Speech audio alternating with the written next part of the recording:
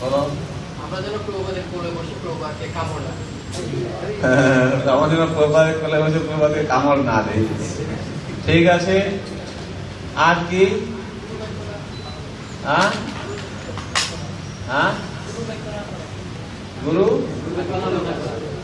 গুরু বাক্য উল্লঙ্ঘন না করা, কি সেটাতে কি বলেছিলাম আমরা? কিরে, এই 2-3 মাস আগে কোর্সটা করা হলো, সম্পূর্ণ ভুলে গেছে পুরো একদম।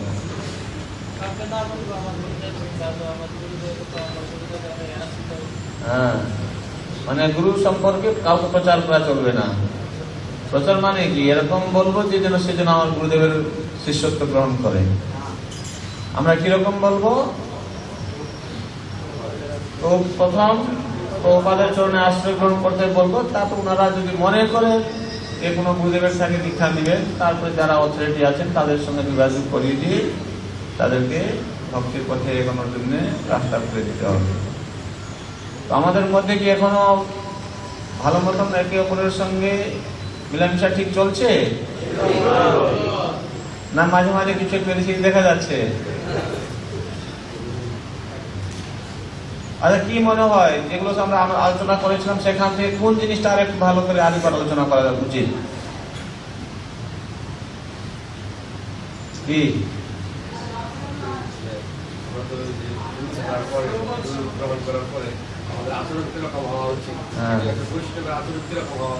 আচ্ছা, ঠিক আছে। একজন বৈষ্ণবের কিরকম আচরণ হওয়া উচিত আমরা যদি সেই সম্পর্কে আলোচনা করি তাহলে খুব ভালো হয়। তো ঠিক আছে, অবশ্যই আমরা একজন বৈষ্ণবের আচরণ সম্পর্কে আমরা আলোচনা করব। তো বৈষ্ণবের যেটি কি বলা আছে, বৈষ্ণবের ব্যবহার, তাই না? বৈষ্ণব আচার, সদাচার, বৈষ্ণব সদাচার। তো বৈষ্ণব হয়ে যদি সে বৈষ্ণবোচিত আচরণ না করে তাহলে কি হবে? বৈষ্ণব সাধিতে মোর মনে ছিল সাধ, কিন্তু বাদ পড়ে যাচ্ছি, বৈষ্ণব হতে পারছি না। কেন হতে পারছি না? আমাদের আচার আচরণ ঠিক নয়। আমরা আমাদের নিজেদের আচরণকে আমরা ঠিক মতন বুঝে উঠতে পারছি না। সেই জন্যে আমাদের বৈষ্ণব হয়েও ঠিক বৈষ্ণবোচিত ব্যবহারের অভাব কারণে আমরা বৈষ্ণবের যে লাভ, বৈষ্ণব হওয়ার যে লাভ, সেটি আমরা নিতে পারছি না। সেই জন্য দেখা যাচ্ছে কি না, কেবলমাত্র তিলক মালা ধারণ করলে, মস্তক মুন্ডন করে, শিখা ধারণ করে, কণ্ঠীমালা ধারণ করলে বৈষ্ণব হওয়া যায়। তো বৈষ্ণব হতে হলে আমাদেরকে বৈষ্ণবোচিত গুণাবলী নিয়ে আসতে হবে। তো এখন এই বৈষ্ণবোচিত গুণাবলী নিয়ে আসার ব্যাপারে যেটা আমি বললাম, যে এক সময় একজন বলছেন ভক্ত যে বৈষ্ণব সাধিতে মোর মনে ছিল সাধ, ঋণাদপি শ্লোকেতে পড়ে গেলাম বাদ। ঋণাদপি শ্লোকটা জানেন আপনারা? ঋণাদপি সুনীচেন রোরপি সহিষ্ণুনা মানিনা মানদেন কীর্তনীয় সদা।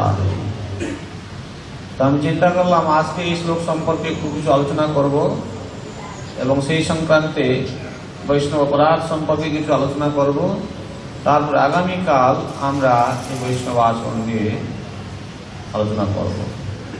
তো আমাদেরকে জানতে হবে, যেটি মহাপ্রভু বলেছেন, এই ভক্তি সিদ্ধান্ত শরীর ঠাকুরও বলেছেন এই ত্রিনাদপি শ্লোককে আমাদের কণ্ঠের হার করে ধারণ করতে হবে। কণ্ঠের হার করে ধারণ করার অর্থটা কি, কে বলবে?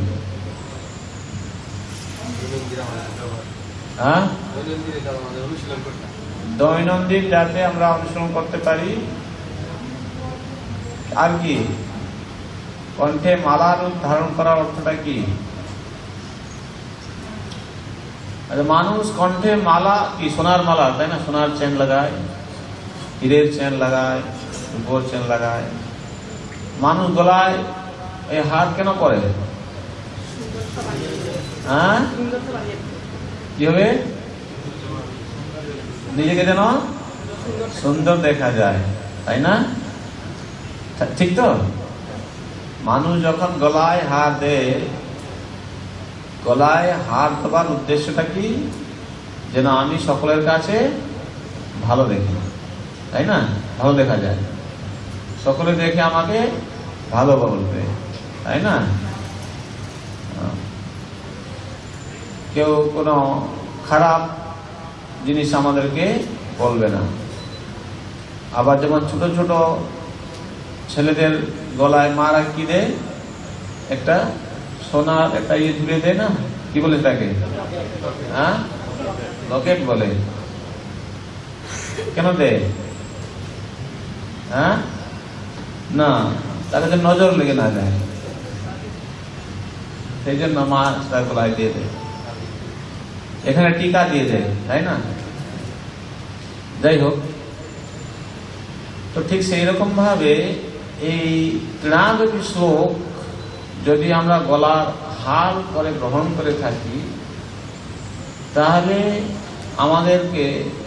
আমাদেরকেও নজর দিতে পারবে না, আর আমাদের সুন্দরতা বাড়বে দিনের পর।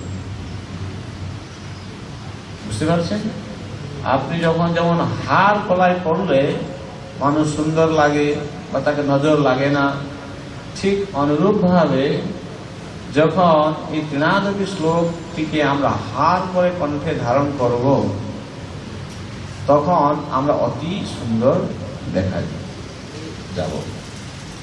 এখন আমাদেরকে জানতে হবে যে তৃণাগতি শ্লোকটি কি, মহাপ্রভু কি বলতে চাইছেন, কি বোঝাতে চাইছেন। আমরা সকলে বৈষ্ণব হতে চাইছি, এই বৈষ্ণব আচরণের মধ্যে এটাও একটা অঙ্গ তার মধ্যে, যে কি না আমরা নিজেকে কিভাবে ভক্ত সমাজে প্রস্তুত করব, আমাদের নিজস্ব আচার আচরণ কিরকম হওয়া উচিত। মহাপ্রভু শুরু করলেন, বলছেন তৃণাদপি সুনিচেন।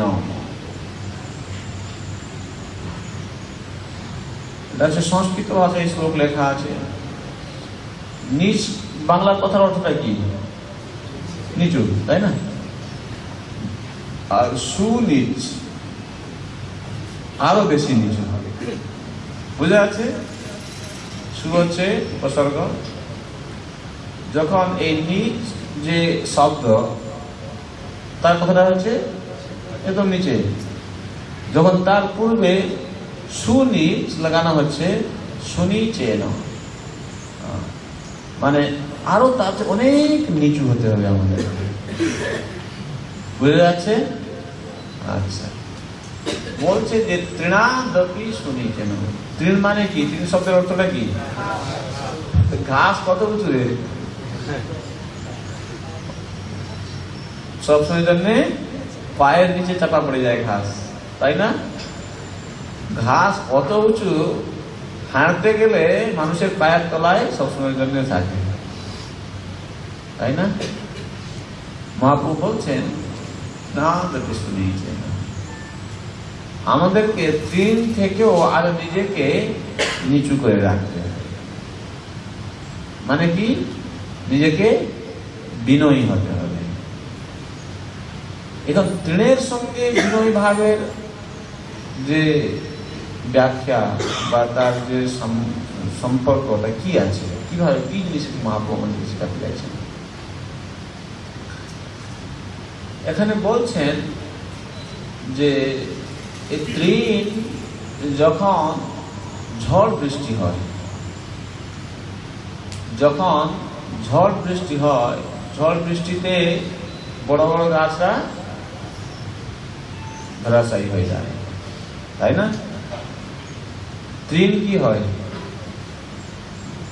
খুব জোর যদি ঝড় বৃষ্টি হয়, যতদূর পর্যন্ত অনেক মানে পাটিয়ে বৃষ্টি চলছে, হয়তো কয়েক ঘন্টার জন্য হতে পারে বা কয়েক মিনিটের জন্য ঘাসটা একটু মাটিতে লেগে যেতে পারে, তাই না? আর যখন ঝড় বৃষ্টি চলে যায় তখন কি হয়? তখন ঘাসটা ঠিক সোজা হয়ে দাঁড়িয়ে যায়, তাই না? কিন্তু দেখছে বড় বড় গাছ পুরা একদম মূল থেকে উৎপাটন হয়ে ধরাশায়ী হয়ে গেছে, আর বাঁচার কোন সুযোগ নেই। বুঝে যাচ্ছে? তা আমাদের এই বৈষ্ণব জগতে আমরা যখন আসি, আমাদের এই লাভ পূজা প্রতিষ্ঠা রূপী ঝড়ের সাথে সাথে আমরা সংগ্রাম করে চলতে চাই। আমাকে সকলেই প্রশংসা করুক, আমাকে সকলেই ভালো বলুক। আর যখন তুমিও চাইছো তোমাকে সকলে প্রশংসা করবে, ভালো বলবে, অন্য একজন তোমার সঙ্গে আবার কম্পিটিশন করতে শুরু করে দিয়েছে। ও চাইছে কি আমাকেও সকলে ভালো বলুক, প্রশংসা করুক। তো এখানে এই যে ঝড়টা উঠলো, এই ঝড়টা যখন বইতে থাকে, যখন যে যতটা মাথা উঁচু করে নিজেকে আরো বেশি প্রতিষ্ঠিত করতে চাইবে, তার উপরে ঝড়টা বেশি লাগবে।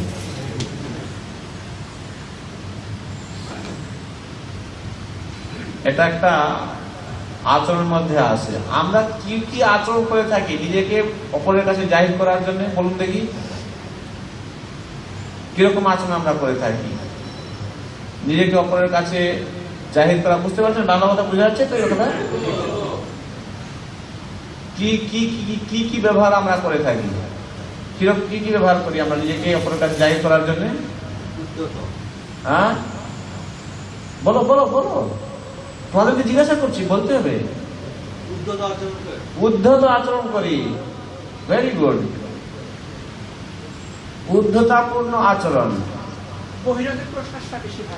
বহিরঙ্গ প্রশংসার প্রতি আমরা বেশি করে আকৃষ্ট হয়ে পড়ি। আর কিভাবে আমরা নিজেকে জাহির করতে চাই অপরের কাছে? কিভাবে বলো বলো? আমি ভালো বুদ্ধিমান, ক্লাস দিতে পারি, বা আমি ভালো গাইতে পারি। আর কি? আমি রান্না করতে ভালো জানি। আর কি? হ্যাঁ হ্যাঁ, ও আর্থিক দিক থেকে আমার অনেক টাকা পয়সা আছে। গুড, ভালো। আর কি? কিভাবে আমরা জাহির করতে চাই লোকেদের সামনে? আমি অনেক শিক্ষিত ব্যক্তি। আর কি? হ্যাঁ, আমার সমস্যা আমাকে আর কেউ হতেই পারে না। আমি সবকিছু ভালো বুঝি আর ভালো জানি, তাই না? আর কিভাবে আমরা নিজেকে অপরের কাছে জাহির করতে চাই? বলেছে আমার অনেক বুদ্ধি আছে। লিখলে ভালো হতো, অ্যাকচুয়ালি লিখলে ক্লাস তো সেরকম লিখতে হয়। ভুল করলাম অ্যাকচুয়ালি। হ্যাঁ, নিয়ে আসবে।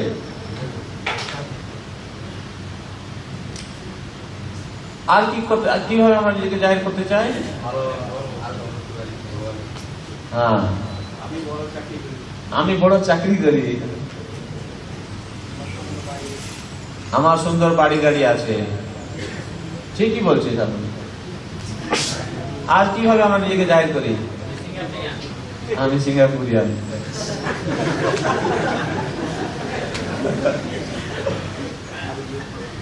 আর কত রকমের জাহির হয়?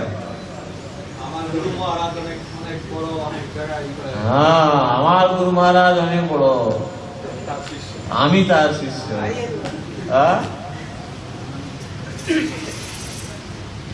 অপরকে হীন দৃষ্টিতে যতভাবে দেখানো যেতে পারে, যত রকমের আচার আচরণ আছে, হ্যাঁ, এই সব তার ভিতরে আছে। যখন দেখুন এই বদ্ধজীবের এটা একটা বিশেষ দোষ, জানেন তো, যে সে সব সময়ের জন্য নিজেকে অপরের সামনে বড় করে তুলে ধরতে চায়। আর এইটাই হচ্ছে কি বলতো, সে নিজেকে উঁচু করতে রাখতে চায়। তার মানে যখন ঝড় আসবে তখন ঝড়টা কার সামনে, কাকে লাগবে? যে উঁচু আছে তাকে প্রথম ঝড়টা লাগবে। আচ্ছা, তাহলে এখন একটা প্রশ্ন হতে পারে, এখন আপনার যে সমস্ত কথাগুলো বলেছেন সব ঠিকই বলেছেন, যে অপরকে একটু হীন দৃষ্টিতে দেখা, আমার গুরু মহারাজ যত ভালো, আমি সেই হিসাবে ভালো, আমি ভালো গাইতে পারি, ভালো রান্না করতে পারি, আমার অমুক আছে, আমি তুসুক আছে, আমি এই দেশের নাগরিক, আমি ভালো চাকরি করি, ইত্যাদি ইত্যাদি। হ্যাঁ হ্যাঁ, বলো বলো বলো, এটা আমরা আলোচনা করছি, বলতে পারেন, কোনো লজ্জা নেই এখানে। এখানে আমরা শিক্ষা নিতে এসেছি। দেখুন, শিক্ষা তখনই পূর্ণাঙ্গ প্রাপ্তি হয় যখন হৃদয়টাকে খোলা হয়। বুঝতে পারছেন? হৃদয় দিব্য জ্ঞান, যদি নিজেকে ঢেকে রাখতে চাইবে, যতটা হৃদয়টাকে খুলবে না, তখন এই জ্ঞান হৃদয়স্থ হবে না। কি বলছি বোঝা যাচ্ছে? সেই জন্য বিশেষ করে এরকম ক্লাসে আসলে আমাদেরকে মন হৃদয়টাকে খোলা রাখতে হবে। যখন মন হৃদয়টা খুলে দিবেন, তখন কি হবে বলতো, ভিতরে যে কচরাটা আছে সেটা বেরিয়ে যাবে, আর ভালো জিনিস সেখানে গিয়ে স্থাপিত হবে। তখন কি হবে, ওইটা থাকবে, চিরস্থায়ী থাকবে। আর তুমি যদি ঢেকে রাখতে চাও, তাহলে কি হবে, ভালো জিনিস বসার জন্য তুমি স্থান দিতে চাইছো না। এর বিশেষ করে আমার ক্লাসে আসলে হৃদয়টাকে খুলে রাখবে। কি বলছি বোঝা যাচ্ছে? বন্ধ করে রাখবে না, যে বন্ধ করে রাখবে সেখানে আসবে না। দেখুন, তো এই যে যেটি কথা আমরা বললাম, যে মানুষের মধ্যে প্রতিপত্তির আশাটি মানুষকে ধরাশায়ী করে দেয়। এটি আমাদের বৈষ্ণব হয়েও আমাদের আচার আচরণের ঔদ্ধত্যতার মাধ্যমে এটি প্রকাশ পায়। অতএব তাহলে এখানে একটা প্রশ্ন হতে পারে, যার এরকম, যার মধ্যে ভালো গুণ আছে, সে হয়তো ভালো রান্না করতে পারে, ভালো গান করতে পারে, তার অনেক টাকা পয়সা আছে, সে ভালো বুদ্ধিমান আছে, ঠিক আছে, তাহলে সেই বৈষ্ণবের আচরণটা কিরকম হওয়া উচিত, যাতে করে এই সমস্ত বস্তু তার ভক্তি পথে বাধা হয়ে দাঁড়াবে না। প্রশ্ন বোঝা গিয়েছে? হাত তুলতে হবে, কে বলবে? কি বললাম? প্রশ্ন বোঝা গিয়েছে? যে বৈষ্ণব যেভাবে তার মধ্যে কিছু ভালো জিনিস থাকার দরুনে সে নিজেকে জাহির করতে চাইছে, তো এটা হচ্ছে কি বৈষ্ণবীয় আচরণের কি বাধা সৃষ্টি করছে, এটা প্রতিকূল। তাহলে একটা মানুষের মধ্যে যদি ভালো টাকা আছে বা তার ভালো কিছু গুণ আছে, সেই গুণ থাকার সময় সে কিভাবে বৈষ্ণবোচিত ব্যবহার করতে পারবে, কিভাবে বৈষ্ণবোচিত ব্যবহার করবে বলো?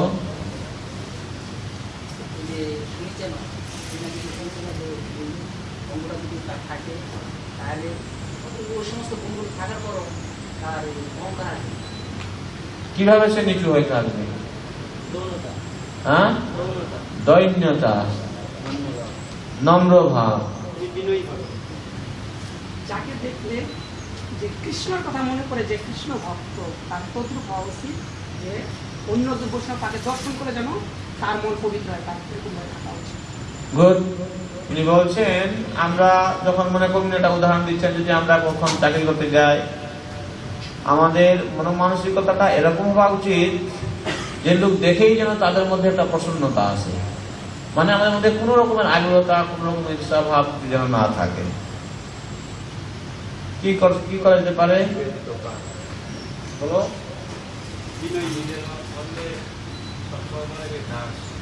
হ্যাঁ, শুনতে পাচ্ছেন? বলো, জুড়ে বলো। আমি যেন অন্য ভক্তের সবসময় দাস। এর অর্থ কি? এর অর্থ কি? আমি মনে করব যেন আমি যদি অন্য ভক্তের দাস, দাস, এই কথার অর্থটা কি, মানে কি কি বুঝতে চাইছো? তখন তখন নিজে বলছে আমি যে অন্য ভক্তের দাস, তা কিভাবে ছোট করে? এর মানসিকতা কিরকম হওয়া উচিত?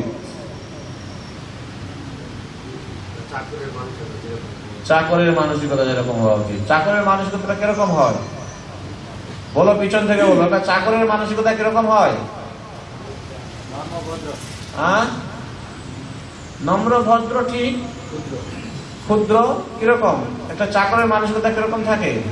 প্রভুর সেবা করা, প্রভু যেটা বলবে সেটা মান্য করা। হ্যাঁ,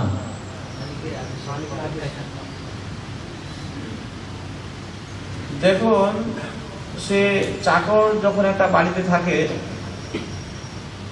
তাকে হয়তো খিদা লেগে গেছে, একটা উদাহরণ দিই। মালিক যদি না খেয়ে থাকে, ভালো ভালো জিনিস রান্না করলেও সে খেতে পারে? কি মনে করে থাকে? বাবু খায় না, বাবু খায়নি, আমি কি করে খাবো? আগে বাবুকে দিতে হবে। আর বাবু মাঝে মাঝে তাকে কি করে, তাকে আবার একটু গালাগালিও করে দেয় মাঝে মাঝে, তাই না? চাকরকে আপনারা জানেন না হয়তো। হ্যাঁ, মাঝে মাঝে যারা এরকম একটু বাবু শ্রেণীর লোক থাকে, চাকরকে গালাগালি করে দেয়। তখন চাকর কি করে? সে কিছু উত্তর দেয়? কেন উত্তর দেয় না? চাকরি চলে যাবে, আসল কথাটা বলেছে। সে দাস বলে তার যে মন মধ্যে সেরকম ভালো, আমি তার চাকর, সেই জন্য আমি, সেটা নয়। ভয়টা হচ্ছে কি, চাকরিটা চলে যাবে। আমরার উপরে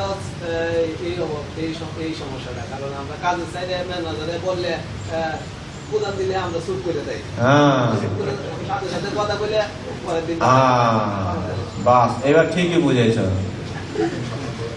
তাহলে দেখো, এই যে যখন আপনি বলছেন আপনি আর একটা ভক্তের দাস, তার দাসত্ব করা, এখানে যদি কখনো কিছু ইয়ে হয়, তার সঙ্গে যদি আমি একটু এদিক সেদিক ব্যতিক্রম দেখি, তার সঙ্গে ঝগড়া করতে পিছাবো না। কেন বলো তো? আমার চাকরি যাওয়ার ভয় নাই। বুঝা যাচ্ছে কি বলছি? এখানে কিন্তু আমার চাকরি যাওয়ার ভয় নাই। সেই জন্য আমি কি বলছি বলতো, মুখে দাস বললে কাজে কিন্তু দাস হতে চাইছি না। এইখানেই হচ্ছে আমাদের পরীক্ষা। যে মহাপ্রভু যে বলছেন এই ত্রিনাদেবী শ্লোকটিকে আমাদেরকে গলায় হার করে ধারণ করা, তার অর্থটি হচ্ছে এইরকম যে জীবনে এরকম কোন পরিস্থিতি, পরিবেশ সৃষ্টি হয় যেখানে আমার মানের হানি হতে পারে, হ্যাঁ, তো সেই সময়ে আমি কখনো বিচলিত হয়ে কোন উৎপটাং ব্যবহার যেন না করি। উৎপটাং বাংলা কথা নাকি? মানে না, উৎপটাং আচরণ মানে কি বলতো, সে আচরণটি যুক্তিসঙ্গত, একটা ব্যতিক্রমমূলক আচরণ। কি বলছি বুঝা যাচ্ছে? সে সহ্য করে থাকে। যদি বললাম এটা উদাহরণ, এটা ইয়ে করুন তো, চিন্তা করুন মনে মনে। কখনো কোনো একটা সময় আপনার জীবনে ঘটেছে যখন বাস্তবিক পক্ষে সেখানে রাগ না করলেও চলতো, কিন্তু হয়তো আপনি হঠাৎ করে খেপে গেছেন। এরকম মাঝে মাঝে হয়, আমাদের আচরণ মধ্যে দেখা যায়। সেখানে কিন্তু চাকরির ভয় নাই, সেই জন্য আমি দাস বললেও কিন্তু আমি দাসত্ব ভাব মনের মধ্যে পোষণ করতে পারছি না। বাস্তবিক পক্ষে এটা খুবই কঠিন বস্তু, জানতে হবে। আমরা বৈষ্ণব, আপনি জানেন বৈষ্ণবের যে স্থিতি অনেক অনেক ঊর্ধ্বে, এমনকি দেবতারাও পর্যন্ত বৈষ্ণবকে সম্মান করে থাকে। তাহলে বৈষ্ণবের স্থানটি কোথায়?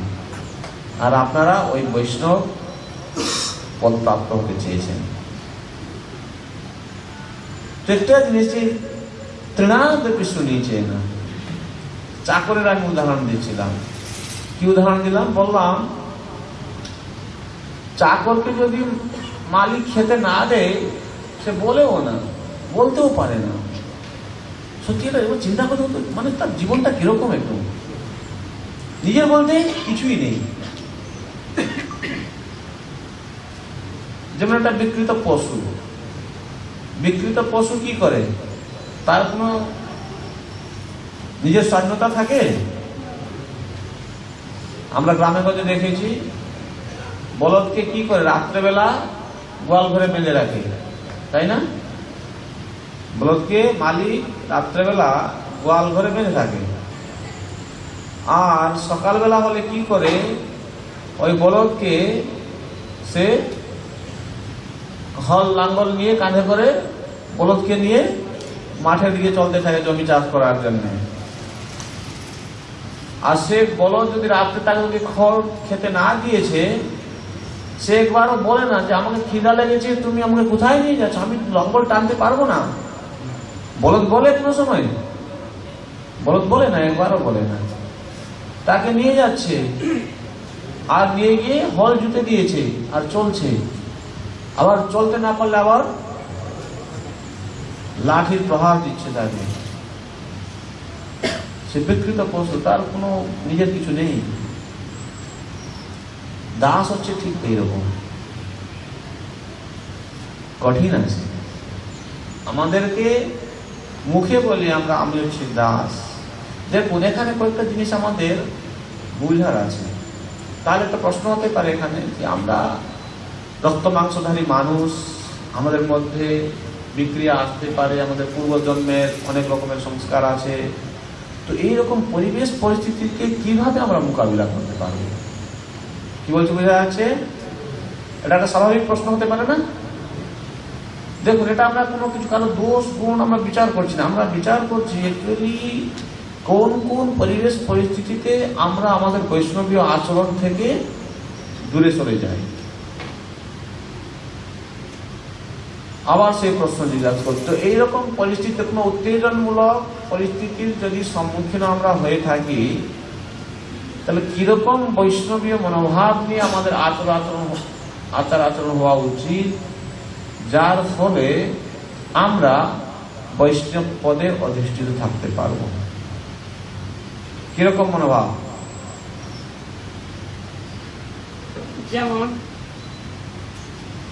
কশ্যপ যখন চলাফেরা করে, মানুষ যদি তখন দেখা করে, সে জানে আমাদের ধরে খেয়ে ফেলবে, তখন কি করে নিজেকে বাঁচার জন্য হাত পা গুটিয়ে এসে চুপ করে থাকে, থাকতে ভালো করে।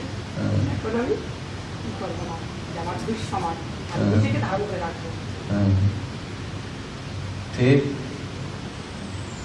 আর কি করা যেতে পারে? নিরীহ ভাব, নিরীহ থাকতে অত্যন্ত দিন। কিভাবে? যে ভালো রান্না করতে পারে, দেখতে পাচ্ছি সকলে খাওয়ার পরে বলছে, আরে তুমি আপনি খুব আচ্ছা তো রান্না করেছো, তখন কোমরে একটা ফেটা ভিড়ে দিয়ে সে সকলের সামনে গিয়ে দেখাচ্ছে, আমি আজকে 1500 মিটার রান্না করেছি জানিস। নিরীহ কি করে হবে তখন? এটা উদাহরণ দিলাম। তো এই মানুষটা কি করে নিরীহ ভাবে আচরণ করতে পারে? বা এরকম হতে পারে, দেখা যাচ্ছে এখানে জল ফেলে দিয়ে কেউ চলে গেছে, তখন তুমিও জানো না, তুমি এখানে এসে গেছো, তখন প্রেসিডেন্ট সাহেব এসে গেছো, হেই তুমি কি করছো এখানে, এই জল ফেলে কেন? আমি কি জল ফেলেছি নাকি? আমি তো জল ফেলেছি। কি বলছি বোঝা যাচ্ছে? সত্যিকারে তুমি জল ফেলো না, সত্যিকারে তুমি জল ফেলো না, কেউ হয়তো আগে থেকে জলটা ফেলে দিয়েছে। এই তুমি কেন জল ফেললে এখানে? আমি কখন জল ফেললাম? তখন তার সঙ্গে সে লড়াই করতে শুরু করে দিয়েছে, তাই না? অবশ্যই আমি তো ঠিক বলছি, আমি ভুল বলছি নাকি? কি করে নিরীহপূর্ণ আচরণ করা যেতে পারে এরকম অবস্থাতে? এটা প্র্যাকটিক্যাল উদাহরণ দিলাম।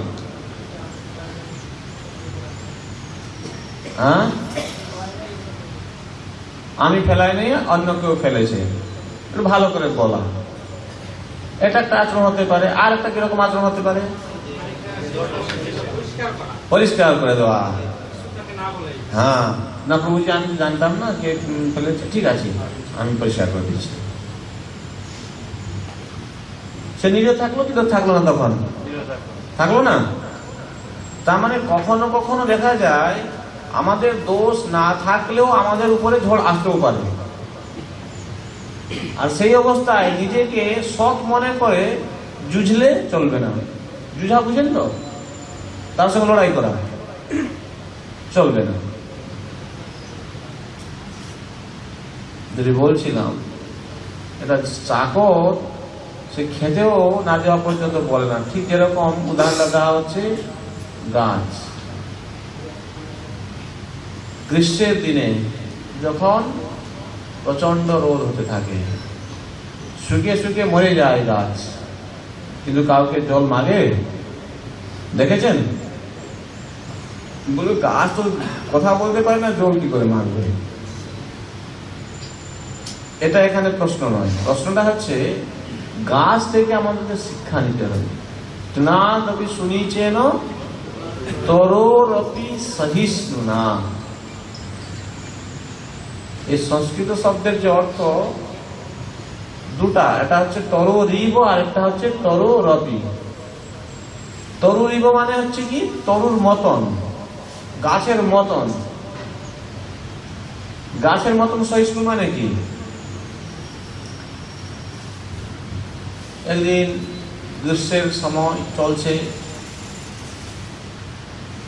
গ্রীষ্মের দিন আম গাছে প্রচুর আম ফল ধরে। একজন কাঠুরিয়া সে জঙ্গলে যায়, জঙ্গলে গিয়ে দেখছে এই গাছটাকে আমাকে কাটতে হবে, আর সে কুড়োল দিয়ে কাটতে শুরু করেছে। এরকম কাটতে কাটতে বেলা দুপুর হয়ে যায়। তখন দেখছে কি খিদা লেগেছে তাকে। তখন সে দেখছে গাছের উপর দিয়ে চাই, দেখছে গাছে আম ফল ধরে আছে। তখন গিয়ে উপরে আম ফল পেরেছে আর খেয়েছে। তারপর দেখছে কি এত খুব পরিশ্রম হচ্ছে, একটু বিশ্রাম করলে ভালো হয়। গাছের ছায়াটা আছে, সেই ছায়ায় বিশ্রাম দিচ্ছে। কি করছে? গাছের ফল খাচ্ছে, সেই গাছের ছায়ায় বিশ্রাম করছে, নিজেকে আরো শক্তিশালী করে আবার কি করছে? তার গায়ে কোপ মারছে। যখন ফল আনতে গিয়েছে গাছ বলেছে, এই তুমি তো আমাকে কেটে ফেলছো, আমি তোমাকে ফল দেবো না, বলেছে গাছ না। যখন সে তার গোড়ায় গিয়ে আশ্রয় নিচ্ছে ছায়ায়, তখন বলেছে গাছ আমি ছায়াটাকে হাঁটিয়ে দেবো, বলেছে? ছায়া তুলে নিয়েছে। এটা হচ্ছে তরোরিব সহিষ্ণুনা। বুঝে যাচ্ছে? তার মানে কি মাঝে মাঝে দেখা যায় আমরা কোনো কিছু হয়তো সেবা করছি, আমি তো ভালো কিছু করেছি, কিন্তু করার পরে অন্য হঠাৎ করে কেউ এসে ওই ফলটা নিয়ে নিজের গলায় ঝুলিয়ে দিয়ে সকলের সামনে দেখাচ্ছে কিভাবে ও ভালো ভালো কাজ করেছে। কি বলছি বুঝে যাচ্ছে? কি বলছি বুঝে যাচ্ছে? হয় না? তখন মনে মনে মনে করছে, আরে বেটা আমি অত কিছু করলাম, আর ও কোথায় থেকে উড়ে এসে জুড়ে বসে এখন নিজেকে ভালো করে দেখাচ্ছে। একচুয়ালি আমি তো এইসব করেছি না। এটা তরুরিব সহিষ্ণুনা হলো না। ঠিক আছে, তোমার ফল অন্য কেউ যদি খেতে চাইছে, এইবার তোমার তাতে বাধা দেওয়া উচিত নয়। তুমি বৈষ্ণব হতে চাইছো। কি বলছি বুঝে যাচ্ছে? পিছনে যারা আছেন বুঝতে পারছেন? দেখুন, আমরা আমাদের বৈষ্ণবীয় আচরণ নিয়ে আলোচনা করছি। এরকম হতে পারে কোন সময় কোন মানুষ হঠাৎ করে এসে গেল, এই বাঙালি ভক্তটা হচ্ছে না, এইরকম হঠাৎ করে সে বলে ফেললো। এরকম কি মনোভাব নিয়ে এসেছে জানি না, যদি বলেই বা ফেললো, তারপরে কি আমরা সকলে একজোট হয়ে তার বিরুদ্ধে একটা আইন অমান্য আন্দোলন শুরু করে দেব? না। দেখুন, বৈষ্ণব হচ্ছে সবচেয়ে নিরভিমান আর সকলকে সে সম্মান দিতে থাকে। যেটি বললাম, সে হয়তো একটা ভালো রান্না পাচক, ভালো রান্না করতে পারে, তো রান্না করার পর যখন সকলে তাকে এ করে, সে তখন গুরু গৌরাঙ্গের নাম নেয় না। প্রভু আমি তো ভগবানের জন্য রান্না করেছিলাম, ভগবান এ ভোগ গ্রহণ করেছেন বলে ভগবানের প্রসাদ আপনি পাচ্ছেন, জানেন তো, সেই জন্য আপনাকে কত ভালো লাগছে। মনোভাব পোষণ করা উচিত। যখন রান্না করতে যাচ্ছে তখন কখনো মনে করা উচিত নয় আমি একটা বড় পাচক আছি, আমি ভালো করে রান্না করে সকলকে মজিয়ে দেব না। তখন মনের মধ্যে সেবা ভাব নিয়ে আসছে, প্রভু আপনি আমাকে কৃপা করে এই গুণটি দিয়েছেন, আর আমি এই গুণটি বৈষ্ণবদের সেবার উদ্দেশ্যে, আপনার সেবার উদ্দেশ্যে আমি লাগাইতে চাইছি। আপনি কৃপা করুন যেন আমার সেবা সকলের উদ্দেশ্য, সকলের প্রসন্নতা বিধান করে থাকে। আমরা কতজন আছি আমাদের মনের মধ্যে এইরকম ভাব থাকে, যে কোনো ব্যাপারে বলুন, যে কোনো একটা আমরা সেবা করছি, মনে করুন প্রসাদ হয়ে গেল, প্রসাদ হয়ে যাওয়ার পর দেখা যাচ্ছে কি সকলে দিয়ে যাওয়ার মতন হাঁটতে শুরু করেছে। কিন্তু যদি কেউ মনে করে দেখো তো বৈষ্ণব প্রসাদ সেবা করেছে, যদি আমি জায়গাটা পরিষ্কার করি তাহলে অতগুলো বৈষ্ণবের সেবা করার সুযোগ আমি লাভ করতে পারলাম।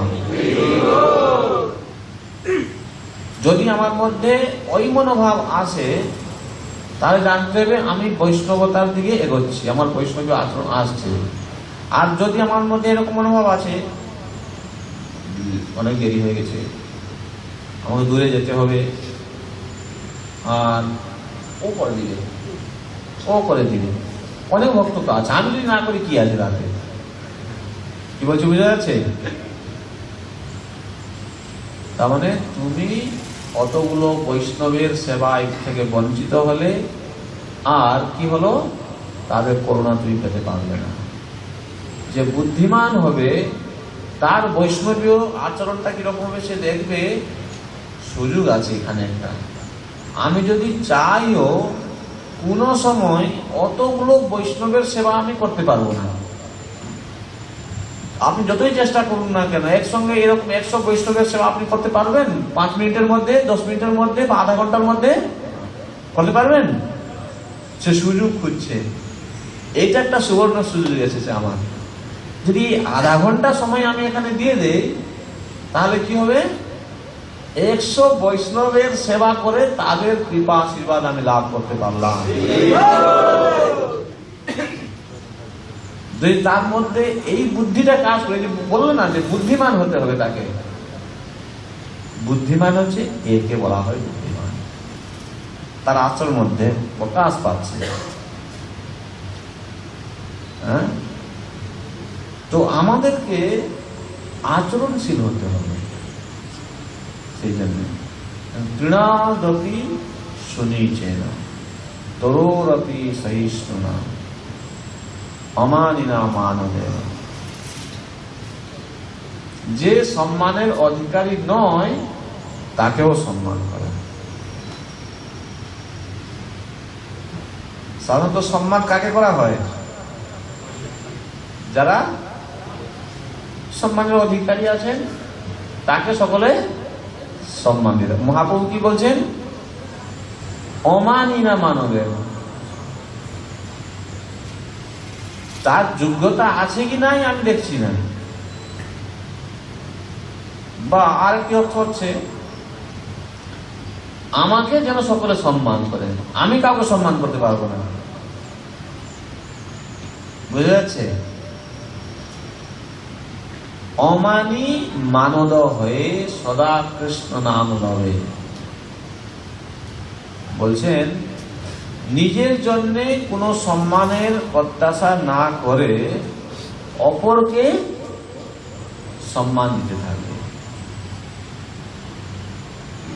অমানি মানদ হয়, বাংলা কথা। অমানি নিজের জন্য সে কোনো মান আশা করে না, কিন্তু মানদ হয়ে অন্যকে সম্মান দিতে থাকে। এখানে সে অন্যকে সম্মান দিবে, কিভাবে দিবে, তার মধ্যে কি জ্ঞান থাকলে সে অন্যকে সম্মান করতে পারবে? বলুন, আপনারা সকলে বৈষ্ণব, আপনারা আচরণশীল আছেন, আপনারা আচরণ করছেন, আমি আশা করি তার মধ্যে দৈন্যভাব থাকতে হবে। না, কিরকম? হ্যাঁ, ধন্যবাদ তো থাকতে হবে। আর কি তার মধ্যে কি, সে কিভাবে চিন্তা করবে যাতে করে সে অপরকে সম্মান দিবে। আমি আমি হ্যাঁ, করুণা থাকতে হবে তার ভিতরে, দয়াশীল, দয়াশীল হতে হবে তাকে। আর কি হতে হবে? তাকে ভক্তি থাকতে হবে। ভগবানের অংশ হিসাবে আত্মরূপে দর্শন করে তাকে স্বভাবত তাকে আত্মারূপে দর্শন করা। আর কি মনোভাব পোষণ করা যেতে পারে? বিনম্র আচরণ, হ্যাঁ, বিনম্র আচরণ, বিনম্র আচরণ। আমি বলছি বিনম্রপূর্ণ আচরণটা আসার জন্য তার মনের মধ্যে কি ভাব থাকা উচিত? নিজেকে নিচু ছোট ভাবতে হবে। যে কথাগুলো বলছেন ঠিকই বলছেন আপনারা, আমি আরো কিছু জানতে চাইছি। আর কিভাবে করা যেতে পারে? সেই মনোভাবটি কিভাবে আসবে আমাদের ভিতরে? হ্যাঁ, ক্ষমাশীল হতে হবে। ঠিক আছে, সুন্দর করে তার সঙ্গে কথা বলতে হবে। দয়াশীল, দয়াশীল তো বলেছে। আমি কৃষ্ণের দাস, এই অনুসারে অন্যকে সম্মান দেওয়া। আমি হচ্ছি কৃষ্ণের দাস, উনি হচ্ছে আমার প্রভু। হ্যাঁ, হ্যাঁ, উদারতা ভাব। আমি একটা চিন্তা করছিলাম, ভালো কথা বলছেন আপনারা সকলে, খুব সুন্দর পয়েন্ট দিচ্ছেন। এই জিনিসগুলো মনে রাখতে হবে অ্যাকচুয়ালি। যেমন দেখুন,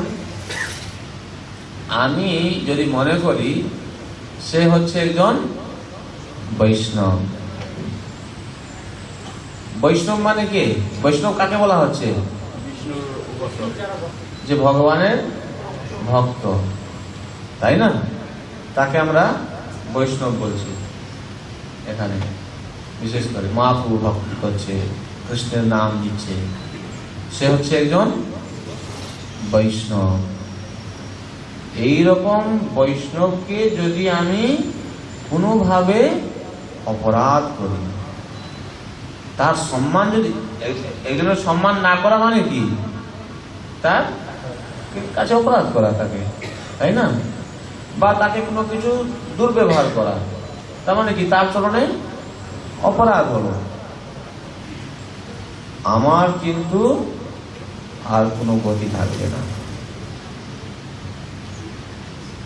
বলা হচ্ছে এই প্রসঙ্গে আমাদের একটু জানা উচিত যে বাস্তবিক পক্ষে আমরা যখন বৈষ্ণবোচিত আচরণ না করি, আমাদের ভজনের কত বাধা হয়।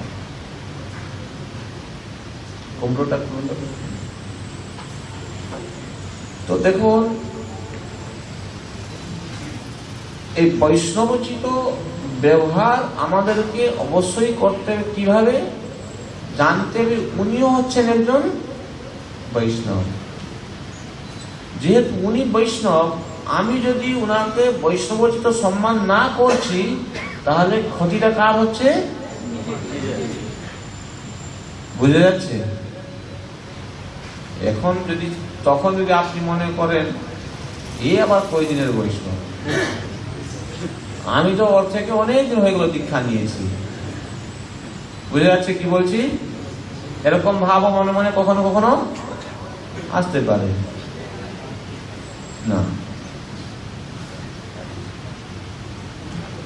উনি আবার কয়দিনের বৈষ্ণব হলো, আমি অনেক সিনিয়র, ওকে আবার তো কিছু করার কি প্রয়োজন আছে? এরকম মানসিকতা আসতে পারে কখনো কখনো। হ্যাঁ, এরকম মানসিকতা আসে, তাই না? যদি এরকম মানসিকতা আসে, তাহলে ওটা কি ঠিক? হ্যাঁ, ওটা ঠিক নয়। তো আমাদের কিছু জানতে হবে। তার মানে মহাপ্রভুর ভাষায় বৈষ্ণবকে জানেন? চৈতন্য মহাপ্রভু কাকে বৈষ্ণব বলেছেন জানেন? বলুন তো দেখি। মহাপ্রভু বলছেন, যার মুখে একবার কৃষ্ণ নাম দেখবে, শুনবে, তাকে বৈষ্ণব বলে সম্মান করতে হবে। আচ্ছা, যে ভক্তরা তোমার থেকে কম দিন হলো সংস্থায় আছে, ও কি অনেকবার হরিনাম করেছে? একবার থেকে অধিক হরিনাম করেছে? এই শুনো, কথা বলো না। যে ভক্তটি হয়তো আমার থেকে অনেক পরে এসেছে সংস্থায়, তো সেই ভক্তটা কি এক থেকে অধিকবার হরিনাম করেছে? হ্যাঁ, কিরে? অবশ্যই করেছে। আচ্ছা, তাহলে এই সূত্রে বলতে গেলে মহাপ্রভুর কথা যদি আমরা চিন্তা করি, তাহলে ও কি বৈষ্ণব? তাহলে ও যদি বৈষ্ণব হলো, তার সঙ্গে আচরণটা বৈষ্ণবোচিত করা উচিত না তাকে হেয় জ্ঞান করা উচিত?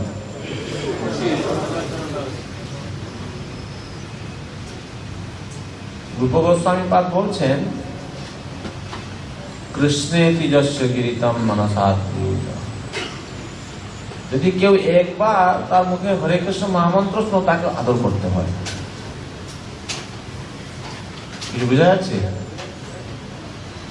তো আমরা এখন এই বৈষ্ণবীয় আচরণ নিয়ে যেটি আলোচনা করছি, যে এখানে বিশেষ করে আমরা যেটি আলোচনা করছি, বিশেষ করে আমাদের মনোমানসিকতা কিরকম হওয়া উচিত, এটা নিয়ে আমরা দেখছি।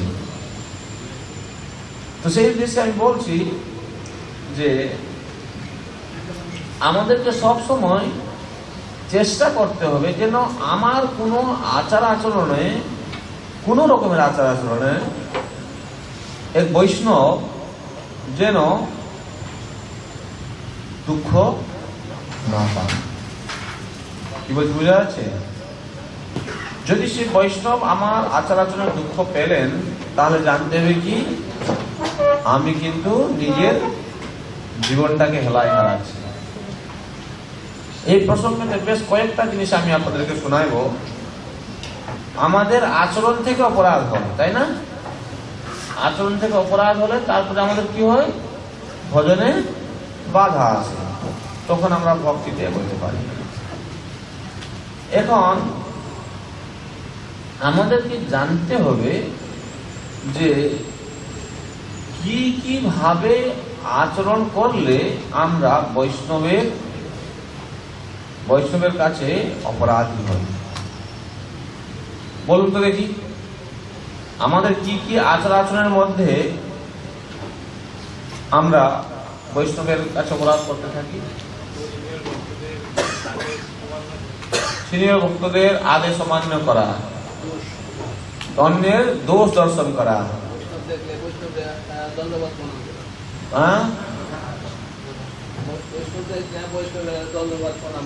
না করা, হ্যাঁ, বৈষ্ণবদের পিছনে সমালোচনা করা, তাই না? এটা কিন্তু খুব জঘন্য জিনিস, আপনি জানেন।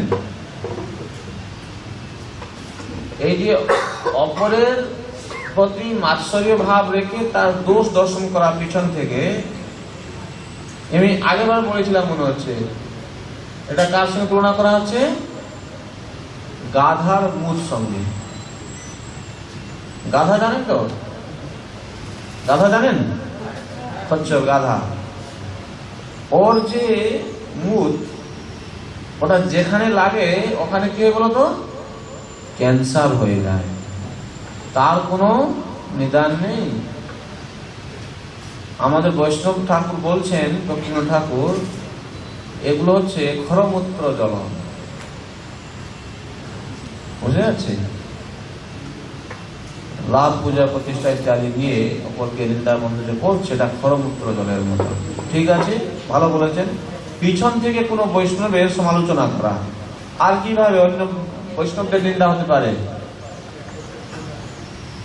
হ্যাঁ, নিজেকে বড় করে দেখা, অন্যকে ছোট করে দেখা। দেখুন, আমি স্কন্দ পুরাণ থেকে একটা শ্লোক পড়ছি। হন্তি নিন্দন্তি বৈদ্বেষ্টি বৈষ্ণবান নাভিনন্দতি ক্রুধ্যতে জানতি ন হর্ষং দর্শনে পতনানি ষট। বিশেষভাবে 6 প্রকারে আমরা এই বৈষ্ণবদের চরণে অপরাধ করে থাকি আমাদের আচার আচরণ নিয়ে। হন্তি, হন্তি মানে কি? প্রহার করা। কখনো কোনো সময় কোন বৈষ্ণবের গায়ে হাত উঠাবেন না। কি বলছি বুঝা যাচ্ছে? তাকে প্রহার করা, কখনো কখনো কটূক্তি করেও তাকে প্রহার করা যায়, হাত না উঠালেও, কথার মাধ্যমে। হন্তি, নিন্দন্তি, নিন্দা করা। এটা বাংলা কথা বুঝাইতে হবে না, সকলে বুঝে নিন্দা বলতে কি বুঝায়, তাই না? কেন আমরা সকলেই প্রায় কারো না কারো নিন্দা করে থাকি। আচ্ছা, এখানে কেউ আছে আজ পর্যন্ত কারো নিন্দা করেন নাই? হাত তুলুন তো দেখি। এখানে কেউ আছে হয়তো সে নিন্দা করেছে কারো? হাত তুলুন তো দেখি। না রে, কয়েকটা আছে এখন হাত তুলছে না, ও তটস্থ আছে। ভাই বলো, যেদিকে হলে একদিকে যাও, তটস্থ থাকলে কাজ হবে না। এরকম কেউ আছে যে আজ পর্যন্ত একদিনও সে কারো নিন্দা করে না? আছে? কেউ নেই। এরা ভালো কথা, আপনাদের মধ্যে অনেক সততা আছে দেখা যাচ্ছে। অবশ্যই এখানে দেখুন জগন্নাথ বসে আছে, ভাই মিথ্যা কথা বলে লাভ কোথায়? আমার সামনে তো বলছে না, বলছে জগন্নাথের সামনে। তো সকলে মেনে গেছে, এটা ভালো, জগন্নাথ খুশি হচ্ছে। জগন্নাথ অবশ্যই একটু মানুষকে একটু তা করবে, কেন জগন্নাথ সব দেখছে। আমরা যা কিছু আলোচনা করছি না, সব জগন্নাথ শুনছে কিন্তু। ভালো। আচ্ছা, তাহলে চিন্তা করে দেখুন, আমরা এমন এখানে একজন ব্যক্তি খুঁজে পেলাম না যে মানুষটি অপরের নিন্দা থেকে শূন্য আছে। খুব জঘন্য জিনিস। এই নিন্দাটা, অন্য নিন্দা করাটা কিরকম লাগে জানো তো? আচারের মতন লাগে। আচার যখন একটু জিহ্বায় লেগে যায়, তখন মনে করে আরেকটু চেটে দিলে ভালো হয়, তাই না? এই বৈষ্ণব, এই অন্যের যে নিন্দা করাটা ঠিক ওই রকম হয়ে যায়। যদি ও যদি কিছু বলছে, ও হয়তো ভালো করে শুনে নাই, হ্যাঁ যেটা ঠিক বলছো তুমি, আমি জানি বলে সে এরকম করে। সেখানে গিয়ে আর একটু তার সঙ্গে যোগদান দিয়ে দেয়। নিন্দা করা বৈষ্ণবের অপরাধ। হন্তি, নিন্দন্তি, বৈদ্বেষ্টি। কেউ আছেন কোনদিন কারো বিদ্বেষ করেন নাই? বিদ্বেষ বুঝলেন বাংলা কথা? মাঝে মাঝে এরকম হয়ে যায়, তার মধ্যে কোনো কিছু দোষ না থাকলেও হঠাৎ করে তার প্রতি আমার বিদ্বেষ ভাব।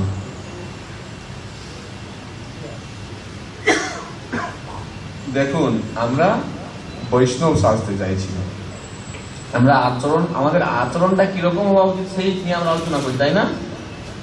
বলবো দোষটা কি খুব হেভি হয়ে যাচ্ছে নাকি? বলো, যদি হেভি হয়ে যাচ্ছে তাহলে এখানেই বন্ধ করে দেবো। মাঝে মাঝে দোষটা হেভি হলে ও নিতে হয়, জানো তো?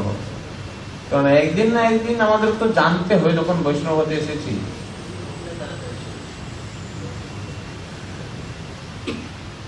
হন্তি, নিন্দন্তি, বৈদ্বেষ্টি।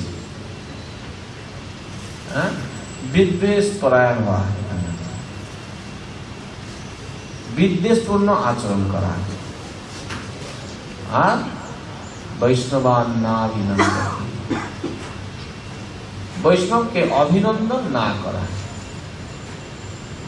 অভিনন্দন না করা মানে কি?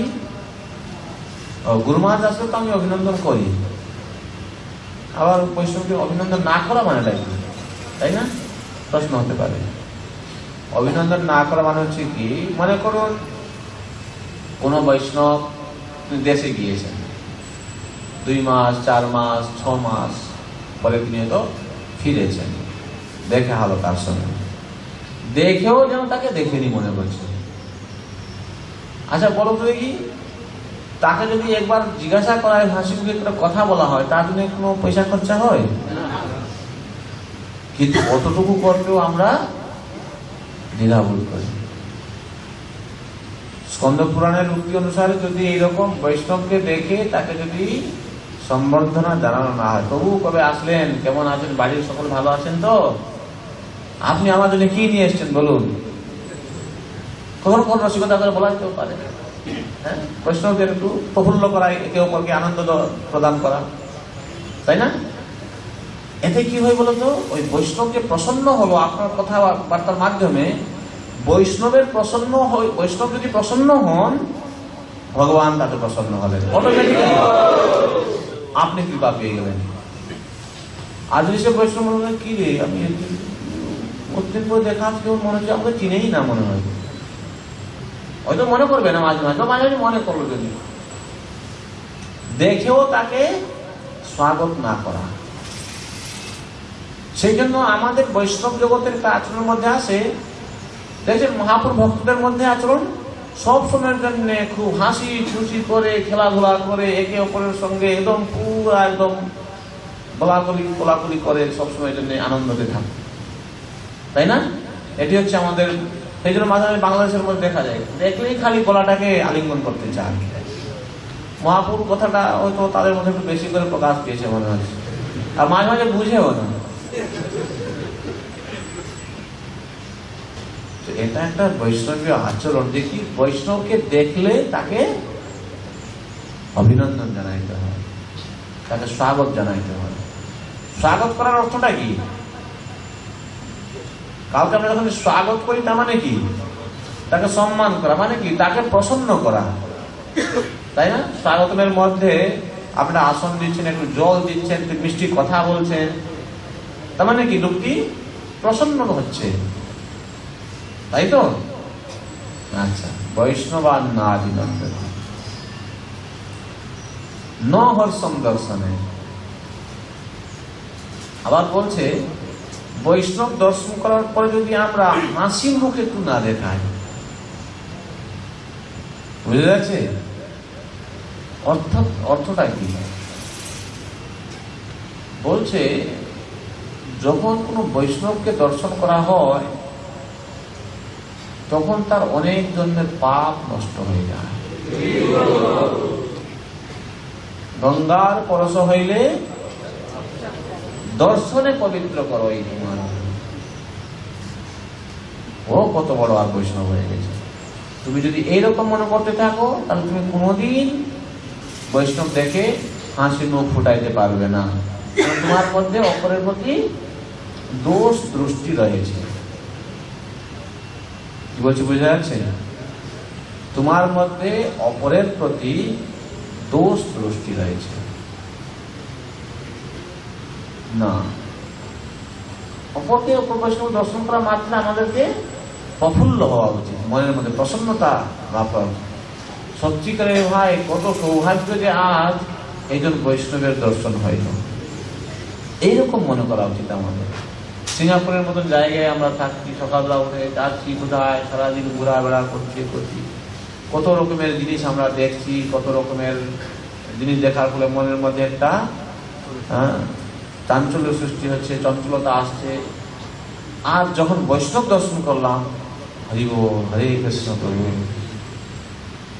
একজন বৈষ্ণবকে আজ দর্শন করেছি আমি, ইনি হচ্ছে ভগবানের ভক্ত, নাম করেন, একে দর্শন করলেই আমি পবিত্র হতে পারবো।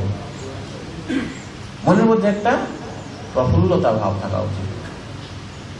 দেখুন, আমাদের পূর্বজন্মের অনেক রকমের দুর্ভাবনা মনের মধ্যে বসে থাকে, হ্যাঁ, কিন্তু সেগুলোকে এড়ানোর জন্য এই বৈষ্ণবীয় আচরণ, সেগুলো থেকে মুক্ত হওয়ার জন্য এইরকম চিন্তা করতে হবে, তখন আচরণের মাধ্যমে নিয়ে আসতে হবে। আচ্ছা, এইভাবে 6 রকমের ক্রুদ্ধতে জানতে, ক্রোধ করা। হ্যাঁ, ও দোষ করেছে, ক্রোধ করবো না? আরে ভাই, ও দোষ করেছে সাইজন, তার প্রতি ক্রোধ করাটা স্বাভাবিক, তুমি এটা বলে ফেললেন। এটা কেন চিন্তা করলে না যে বৈষ্ণব হিসাবে ক্রোধ করার সম্ভাবনা বা ক্রোধ করার পরিস্থিতি উপস্থিত হলেও একজন বৈষ্ণব কখনো ক্রোধ করেন না। আমি যেহেতু ক্রোধ করে ফেলেছি, এটা তো আমারও দোষ হয়ে গেল। কি বলছি, বোঝা যাচ্ছে? বোঝা গিয়েছে? আমি বললাম এখানে শাস্ত্রে বলছে যে কি ক্রোধ না করা কাউকে। তখন কখনো কখনো ভক্তরা কি মনে করে, ও তো দোষ করেছে, তাই ক্রোধ না করলে হয় নাকি? কিন্তু আমি বলছি তখন যদি আমার মনে আসে যে একজন বৈষ্ণব হিসাবে তো আমার তো ক্রোধ করা উচিত নয়, আমি ক্রোধ করে ফেললাম, তাহলে এটা দোষ তো আমারই হলো, আমি তো বৈষ্ণব থেকে বাদ পড়ে গেলাম। কি বলছি, বুঝা যাচ্ছে? চুপচাপ বসে আছে, হ্যাঁ ও বলে না, না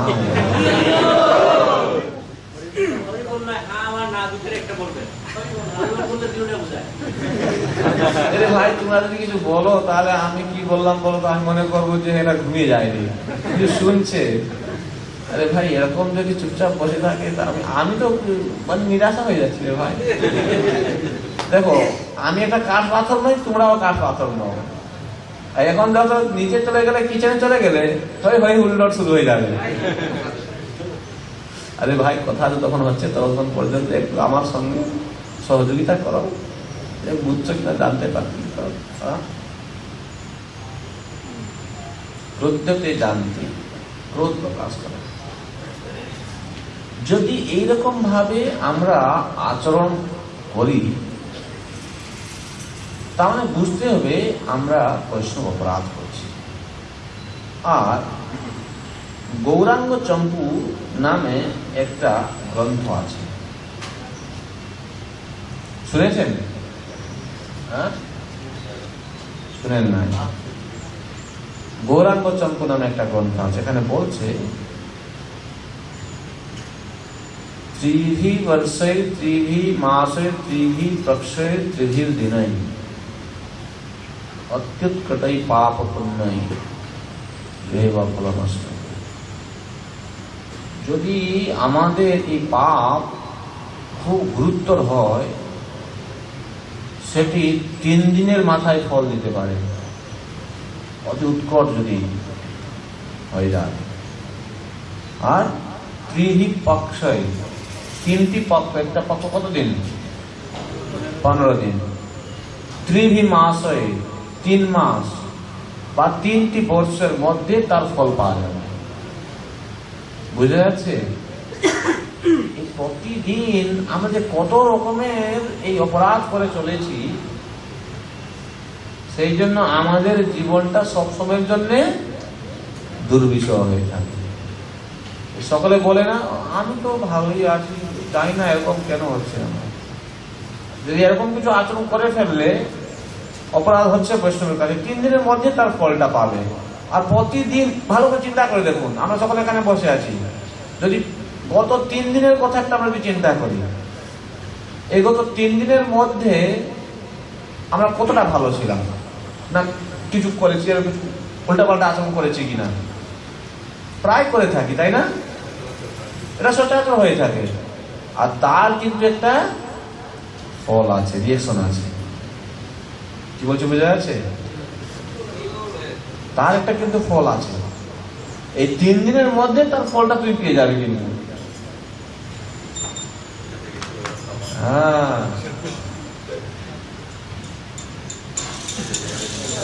বলছে এই যে অপরাধ, শ্রী জগন্নাথ বলতে সুভদ্রা মহারানী কি, আমরা বিভিন্ন ভাবে করে থাকি। মনে মনে কখনো আমরা এই অপরাধ করে থাকি, মনে মনে আসলে এই যে হয়তো কারো বিদ্বেষ পরায়ণ হওয়া অপরাধ মনে মনে হচ্ছে না? আচ্ছা,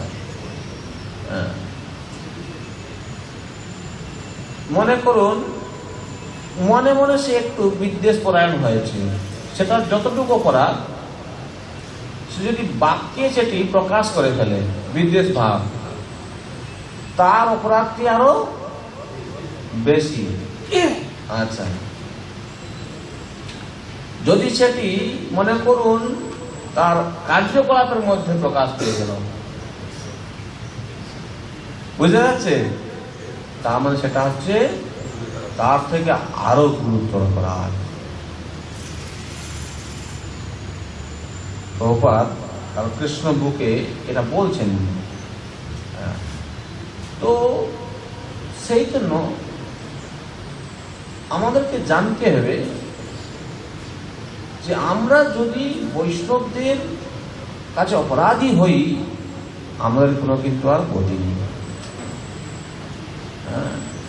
মার্কণ্ডেয় ঋষি আর ভগীরথের সঙ্গে কথোপকথনে বলছেন, মার্কণ্ডেয় ঋষি ভগীরথকে বলছেন, যদি কখনো কোনো ব্যক্তি একজন সম্মানের অধিকারী ব্যক্তিকে নিন্দামন্দ করেন, তাহলে কি হয়? এক, তার জীবনে সে যত পুণ্য করেছে সে পুণ্যের ক্ষয় হয়ে যায়। তার যে ঐশ্বর্য থাকে, ঐশ্বর্য নষ্ট হয়ে যায়। তার যে সম্মান, মান সম্মান সমাজে থাকে, সেটিও নষ্ট হয়ে যায়। এমন কি বলছে তার পুত্র হানিও হতে পারে। খুব কড়া কথা হয়ে যাচ্ছে মনে হচ্ছে না? দেখো ভাই, শাস্ত্র বলছে, আমি বলছি না।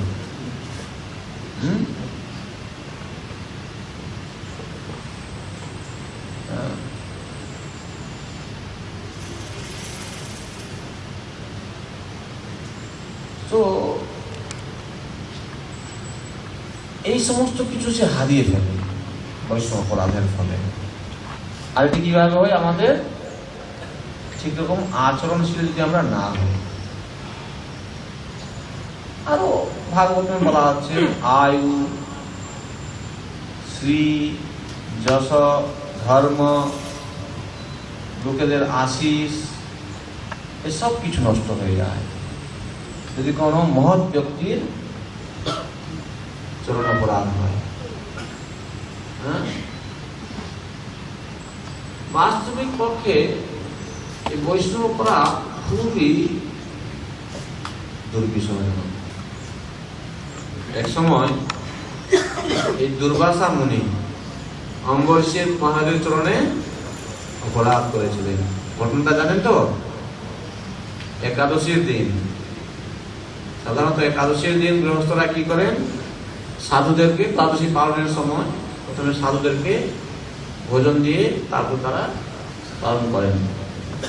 আর সেদিন কি হয়েছে, অম্বরীশ মহারাজ পালন করার জন্য দুর্বাসা মুনিকে আমন্ত্রণ জানিয়েছে, আর মুনি চলে গেছে সকালবেলা স্নান করার জন্য। আর এখন কি হচ্ছে, পালনের টাইম চলে যাচ্ছে।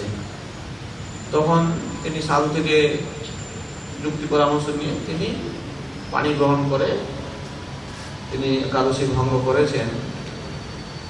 ইতিমধ্যে যখন দুর্বাসা মুনি চলে আসে, তখন দেখছে কি, আরে আমাকে ডেকে তুমি এরকম উল্লঙ্ঘন করলে।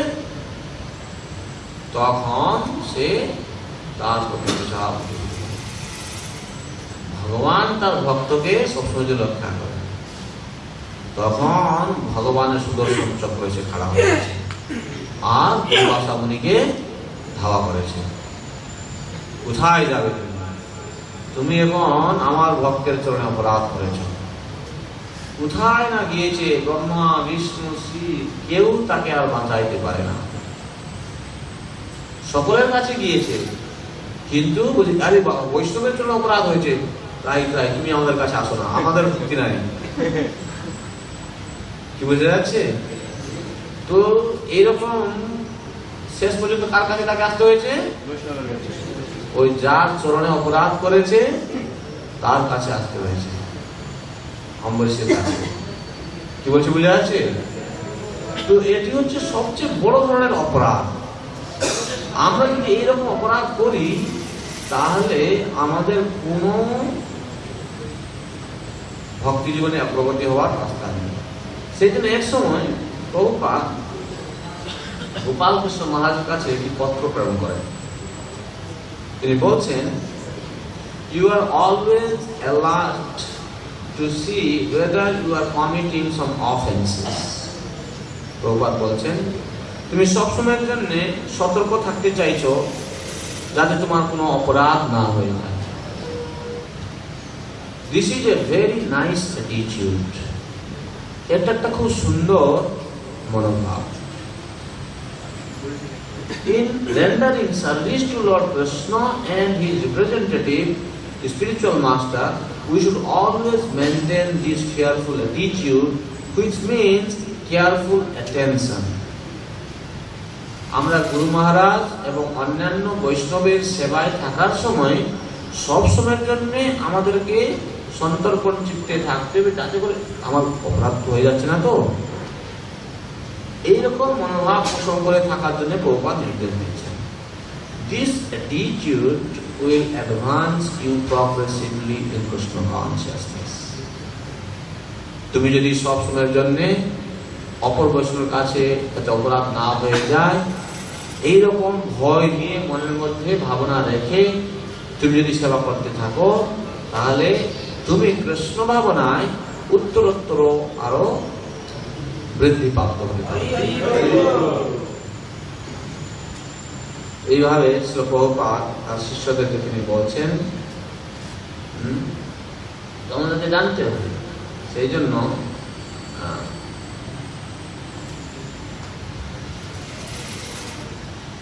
বিশ্বনাথ চক্রবর্তী ঠাকুরের কথা স্মরণ করে, প্রভুপাদের কথা স্মরণ করে আমাদেরকে সব সময়ের জন্য অপর বৈষ্ণব দেখলেই তাদের সামনে বিনয় ভাব হয়ে নিজের প্রতি সম্মান আচরণ না করে তাদের সেবায় আমরা যেন যুক্ত থাকি।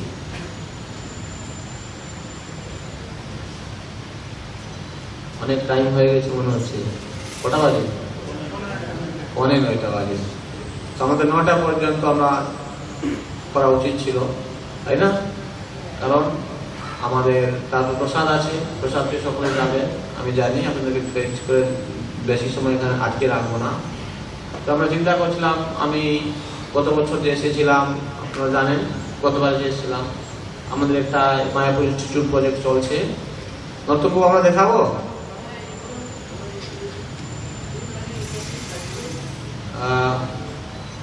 এখানে আমি আপনাদেরকে দেখাতে চাইছি, বেশি সময় নেব না, যে এখানে একটা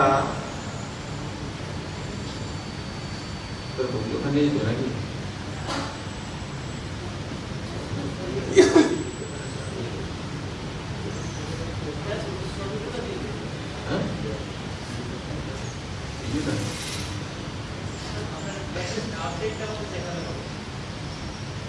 আপডেটটা দেখালে হবে, তাই না? আচ্ছা, এটাকে আমরা যদি এরকম নিচের দিকে ওখানে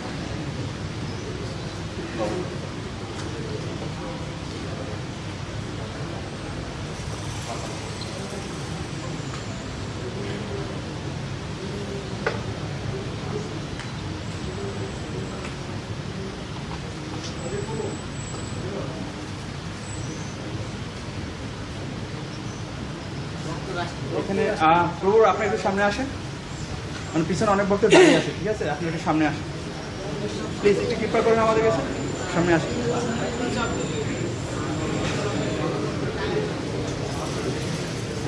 Thank you.